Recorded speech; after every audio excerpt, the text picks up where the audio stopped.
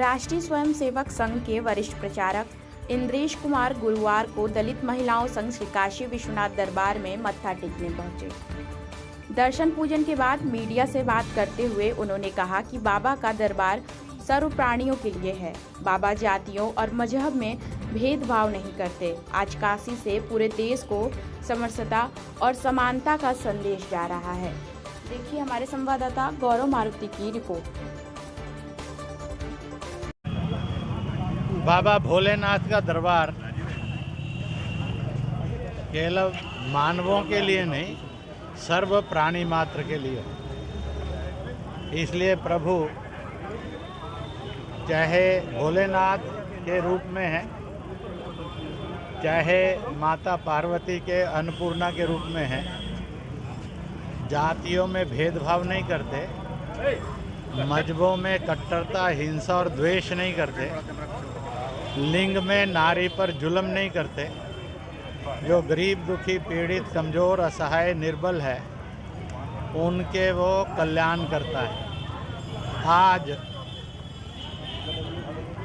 जो परंपरा चली आ रही थी उसका एक प्रकाश हुआ है कि जो ओबीसी, एससी, एसटी, अल्पसंख्यक ये समुदाय हैं, इन सब ने ये इच्छा प्रकट की कि समूह के रूप में हमारे साथ बाबा विश्वनाथ का दर्शन करने, माँ पार्वती का जयकारा लगाने, गंगा मैया हम सब के दुख हर ले, इस रूप में जाएंगे और पूजा करेंगे।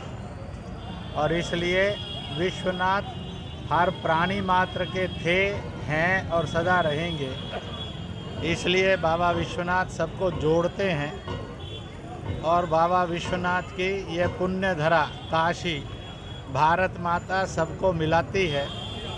इसलिए सबको मिलाए भारत माता, सबको खिलाए विश्वनाथ। इस प्रकार से जय घोष करते हुए एक अद्वितीय कार्यक्रम की रचना हुई और वह सफलतापूर्वक हुआ है। धर्मांतरण होगा नहीं, रिलीजन में झगड़े नहीं होंगे, जाति में छुआछूत ना रहकर समता और समानता, समरसता आएगी।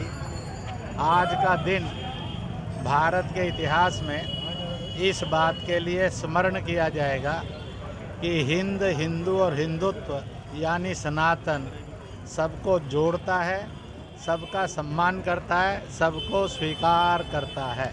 महात्मा गांधी के बाद दूसरी बार आप दलितों को लेकर, सबको लेकर मंदिर में गए हैं।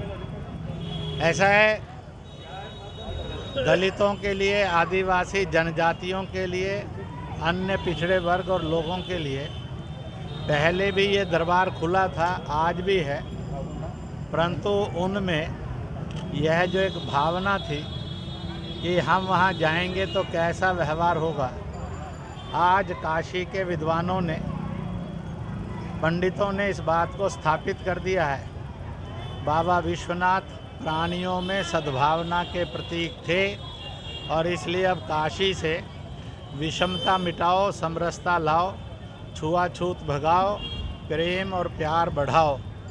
इसकी पावन गंगा भारत से विश्व में बहेगी। इस प्रकार का एक शुभारंभ इस आंदोलन का हुआ है और यह दिन दुगनी रात चौगनी केवल काशी में नहीं, हिंदुस्तान में और दुनिया में फैलता जाएगा। क्योंकि कोविड के समय में मानव और मानवता को, इंसान और इंसानियत को किसने बचाया? हिंद, हिंदू और हिंदुत्व ने, सनातन ने बचाया, भारत ने बचाया।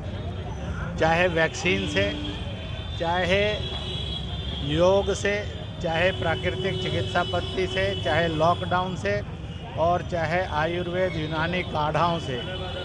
भारत की संस्कृति ही मानव, मानव जाति और मानवता का संरक्षक और पालक थी, है।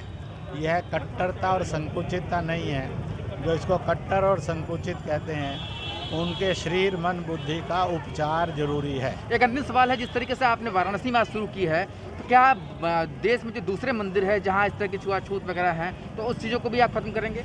ऐसा है कि मैं देश के सर्व नागरिकों को किसी भी जाति के हैं, पंथ के हैं, भाषा के हैं, अपील करूंगा कि अपने पूजा स्थल यह छुआछूत मुक्त, समता, समानता, समरसता युक्त हों।